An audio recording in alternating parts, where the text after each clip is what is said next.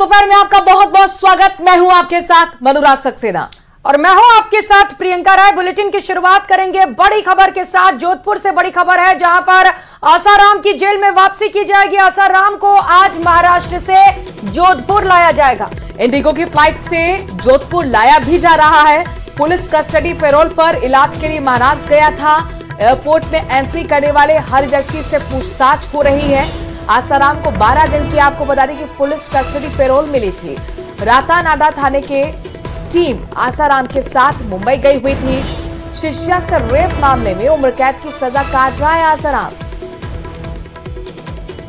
तो फ्लाइट से ये तस्वीरें आप देख पा रहे हैं। जोधपुर से इस वक्त की सबसे बड़ी खबर आपको बता रहे हैं, जहां पर दोबारा से आसाराम की जेल में वापसी की जानी है। बताते चले कि इलाज के लिए अस्पताल ले जाया गया था और अब दोबारा से आसाराम को महाराष्ट्र से जोधपुर लाया जाएगा। इंडिगो की फ्लाइट से जोधपुर लाने की तैयारियां कर ली गई हैं और आसपास सुरक्षा को लेकर भी खास इंतजाम है। जो लोग एयरपोर्ट पर मौजूद हैं उनसे भी पूछताछ की जा रही है। दरअसल ये सभी कुछ प्रोटोकॉल के तहत आता है और इसीलिए इस प्रोटोकॉल को निभाते हुए पुलिसकर्मी चंद्रशेखर हमारे संवाददाता इस खबर पर ज्यादा जानकारी के साथ जुड़ गए।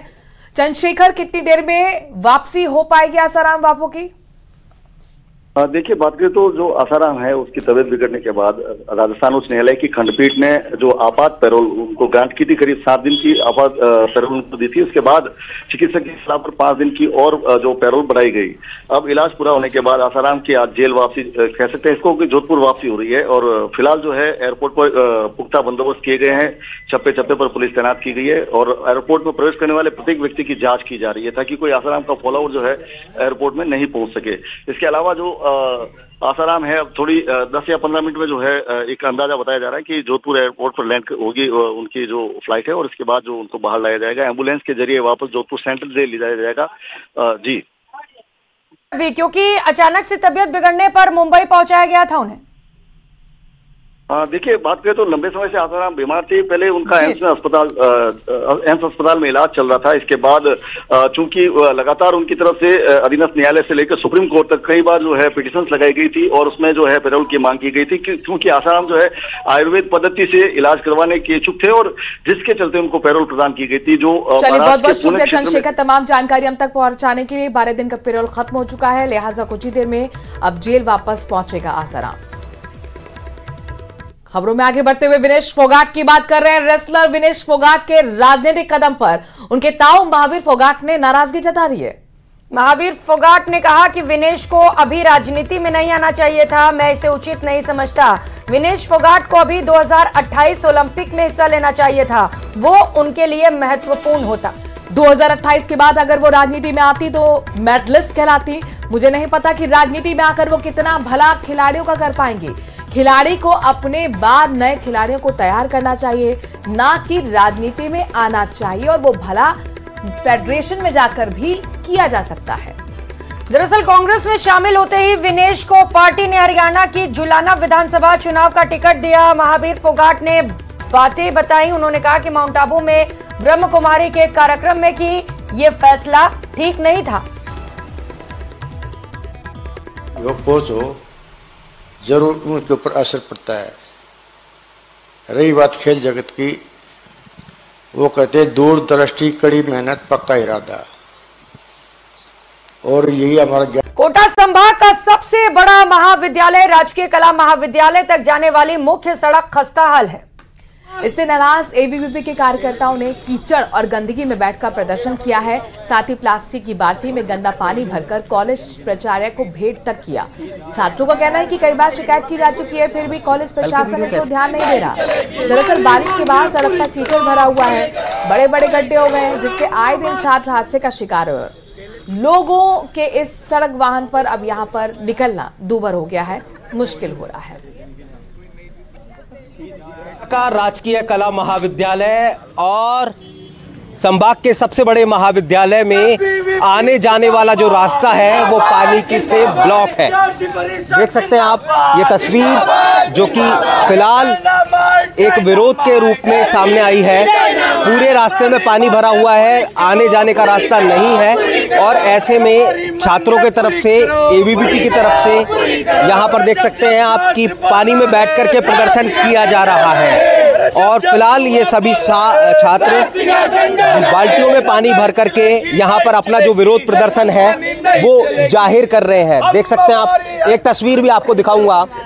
ये तस्वीर पीछे देखिए आप, पूरे में आपको जल भराव जैसे जो हालात हैं वो नजर आएंगे और इसी पानी में होकर के जो सभी स्टूडेंट हैं उन्हें यहाँ पर आना पड़ता है, यहाँ से गुजरना पड़ता है। और विरोध का ये तरीका इन छात्रों ने इसलिए निकाला है कि कई बार शिकायत के बाद में हालात नहीं सुधरे। कॉलेज का ये एंट्री गेट है, यहाँ पर भी कुछ इसी तरह के हालात हैं। इसी तरह से इसी पानी के बीच में इन छात्रों को यहाँ से गुजरना पड़ता है। देखिए तस्वीर देखिए राजकीय कला महाविद्यालय की, ये लंबी चौड़ी बिल्डिंग, बड़ी बिल्डिंग, लेकिन इन छात्रों को यहाँ पर इन हालातों के बीच कुछ इस तरह की जो परेशानी है उसका सामना करना पड़ता है। और इसी बात को लेकर के कॉलेज प्रशासन के खिलाफ ये सभी जो छात्र हैं वो विरोध प्रदर्शन कर रहे हैं और इन हालातों को सुधारवाने की मांग कर रहे हैं। हिमांशु मित्तल, न्यूज़ 18 कोटा।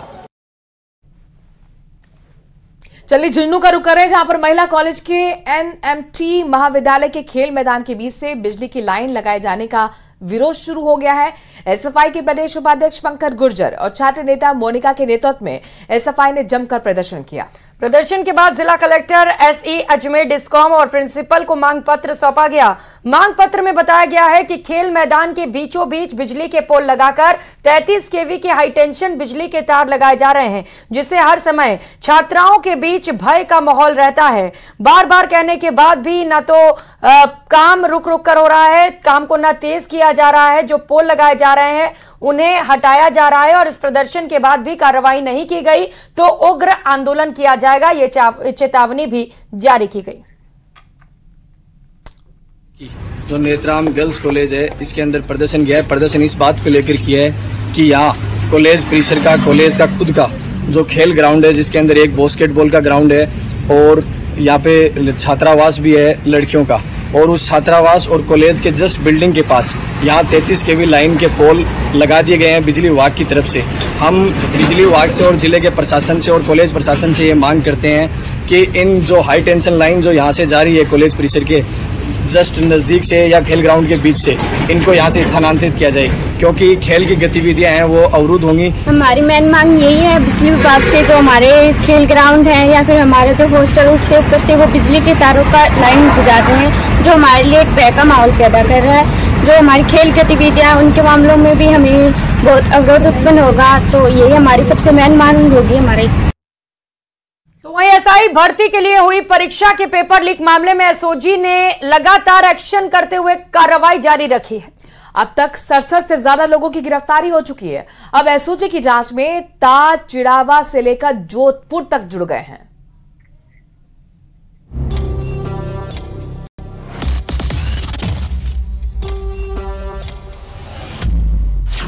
एसआई भर्ती पेपर लीक मामले में एक्शन तेज। एसओजी ने आरोपियों के घर से बरामद की डायरियां।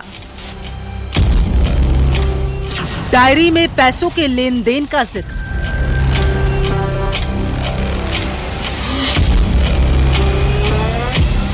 एसआई भर्ती पेपर लीक मामले में गिरफ्तार ट्रेनी थानेदार विजेंद्र कुमार और उनकी सहयोगी ऋतु शर्मा को एसओजी की टीम चिड़ावा लेकर आई, जहां वार्ड 25 में आरोपी विजेंद्र के घर और सूरजगढ़ सिंघाना तिराहा स्टैंड के पास वार्ड 12 में ऋतु शर्मा के घर पर तकरीबन पौने घंटे सर्च ऑपरेशन चलाया गया, जिसमें एक डायरी मिलने के बाद सामने आई है ये डायरी कई और राज खोल सकती है। टीम ने दोनों आरोपियों की निशानदेही पर उनके घरों से रुपयों के लेन देन संबंधी डायरियां जब्त की। डायरी बरामद होने के बाद एसओजी की टीम वापस लौट गई।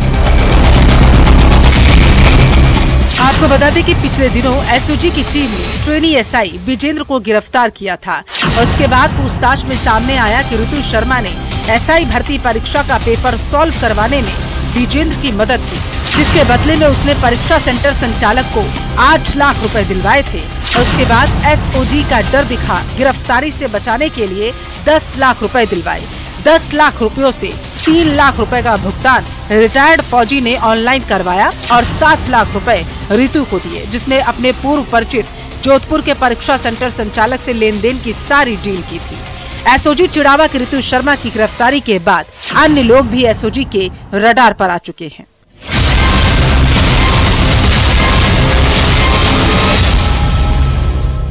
एसआई भर्ती पेपर लीक मामले में एसओजी की जांच में लगातार नए खुलासे हो रहे हैं। एसओजी की टीम ने गत दिनों ट्रेनी एसआई विजेंद्र सिंह को गिरफ्तार किया था और पूछताछ में रितु शर्मा का नाम आया था। उन्होंने जोधपुर में पेपर सोल्व करवाने में विजेंद्र सिंह की मदद की थी। अब इन दोनों से पूछताछ के बाद एसओजी की टीम विजेंद्र सिंह और रितु शर्मा को चिड़ावा लेकर पहुंची और चिड़ावा में इन दोनों के आवास पर सर्च की कार्रवाई की। करीब पौन घंटे तक इन दोनों के आवास पर सर्च की कार्रवाई की गई। इस सर्च की कार्रवाई के दौरान एसओजी की टीम को रुपयों के लेन देन से संबंधित डायरिया मिली है।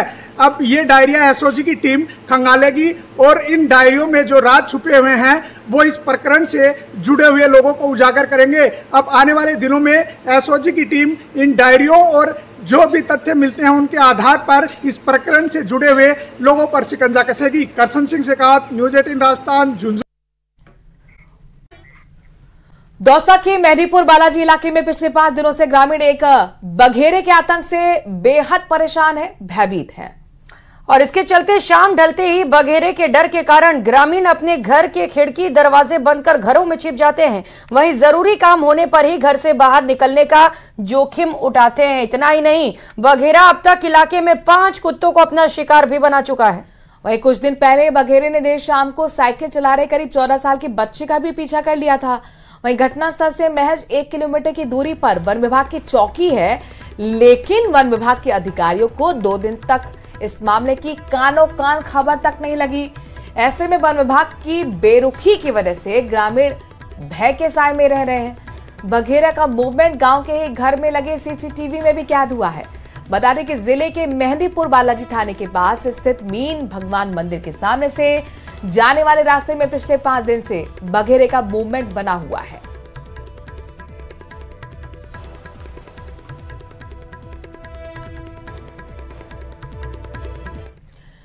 जैसलमेर बाड़मेर से खबर है, जहां पर सांसद उमेराराम बेलीवाल का आज जैसलमेर दौरा है और जिलाध्यक्ष उमेराराम, आपको बता दें कि उमेश सिंह तंवर के नेतृत्व में उनका स्वागत भी किया गया।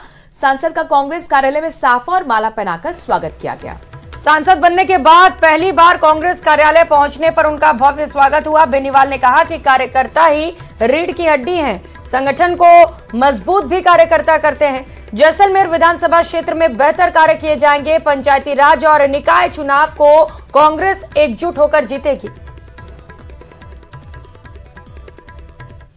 कार्यालय में आज पहली बार सांसद बनने के बाद में कार्यालय में पहली बार आए और कार्यकर्ताओं द्वारा स्वागत का कार्यक्रम रखा गया। जिला अधिकारी द्वारा, जिलाध्यक्ष द्वारा और समस्त पदाधिकारियों द्वारा कांग्रेस पार्टी की मीटिंग भी थी और स्वर्गीय कल्ला साहब को भी 5वीं पुण्यतिथि पर श्रद्धांजलि अर्पित की और वैसे आपसी मिलन का प्रोग्राम था। देखिए, पर्यटक उद्योग को बढ़ावा देना और नहरी क्षेत्र का विकास होना और नए उद्योगों का निर्माण, स्थानीय लोगों को रोजगार, ये प्रमुख मुद्दे रहेंगे। तो वहीं प्रदेश की महिलाओं के स्वास्थ्य में सुधार लाने के लिए राज्य सरकार गंभीर है। प्रदेश भर में पोषण अभियान चलाया जा रहा है, पोषण पखवाड़ा चलाया जा रहा है। पोषाहार जैसी योजनाओं के चलने के बावजूद भी प्रदेश की महिलाएं एनीमिक हैं। ऐसे में महिलाओं के स्वास्थ्य में सुधार लाने के लिए राज्य सरकार पोषाहार में बदलाव करने की योजना भी बना रही है। इसके लिए विभाग की ओर से कमेटी का गठन किया गया है। ICDS के निदेशक OP बुनकर ने बताया है कि प्रदेश भर की आंगनबाड़ी केंद्रों पर राज्य सरकार की ओर से गर्भवती महिलाओं को पोषाहार वितरित किया जा रहा है, जिससे गर्भवती होने के दौरान महिलाएं एनीमिक ना हो और स्वस्थ रहें। सरकार की ओर से समय समय पर महिलाओं को जागरूक करने के लिए अभियान भी चलाए जा रहे हैं। यह है कि गर्भवती महिलाओं आज भी एनीमिया केसेस काफी है। एग्जैक्टली अभी क्या परसेंटेज है ये तो नहीं कर सकते, क्योंकि NFHS का जो सर्वे चल रहा है अभी पूरे कंट्री का, उसके फिगर अभी आने वाले हैं, तो हम उम्मीद करते हैं कि अच्छे फिगर आएंगे। लेकिन गर्भवती महिलाओं की हालत थोड़ी स्वास्थ्य में खराब है। उसका कारण एक बात ये है कि हम उन महिलाओं तक सब तक नहीं पहुंच पा रहे। कुछ पोषाहार को लेकर उनका कुछ इश्यूज है, तो वो शायद उसका सभी महिलाएं उसको यूज नहीं कर पाई होंगी। तो अभी लग रहा है, लेकिन एग्जैक्टली कितना परसेंट है ये नहीं कर सकते। और डेफिनेटली सुधार हुआ पहले से। NFHS का आंकड़े जब आएंगे तो स्टेट की अच्छी पोजीशन है। NFHS 5 में भी अपनी पोजीशन वैसे तो ठीक थी दूसरे स्टेट्स के मुकाबले। हुआ है सोमवार को सुबह अच्छी धूप निकली है। हालांकि सुबह 8 बजे जब सिंचाई विभाग ने बारिश के आंकड़े जारी किए तो जिले में कुंडल में 111 mm, हांडा रेंज में 99 mm बारिश दर्ज की गई। 24 घंटे का ये दर्ज आंकड़ा आपको बता रहे हैं। तो वहीं जिले के गेटोलाव बांध 98% तक भर चुके हैं। साथ ही कालाखो और रेडिया डैम भी 88% तक भर चुके हैं। तीनों ही बांध लबालब होने के कगार पर हैं।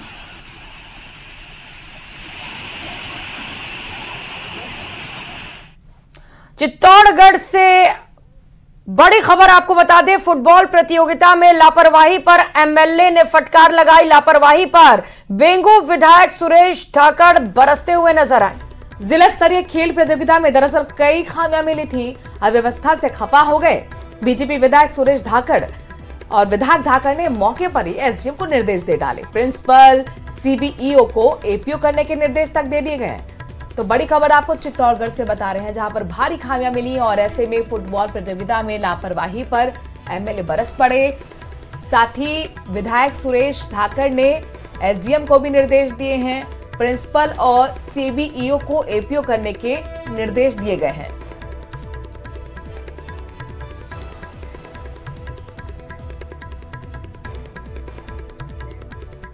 प्रदेश के एकमात्र पर्वतीय पर्यटन स्थल माउंट आबू में लगातार बारिश का दौर जारी है।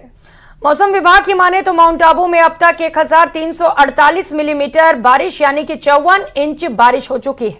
माउंट आबू की एवरेज बारिश जो है वो 1600 मिलीमीटर के लगभग है। लगभग कह सकते हैं कि 87% बारिश हो चुकी है। मौसम विभाग का कहना है कि अभी और बारिश हो सकती है। तो वहीं बारिश के चलते माउंट आबू में चारों तरफ झरने चलने लगे हैं। पर्यटन स्थल पर झरने आकर्षण का केंद्र बने हुए हैं।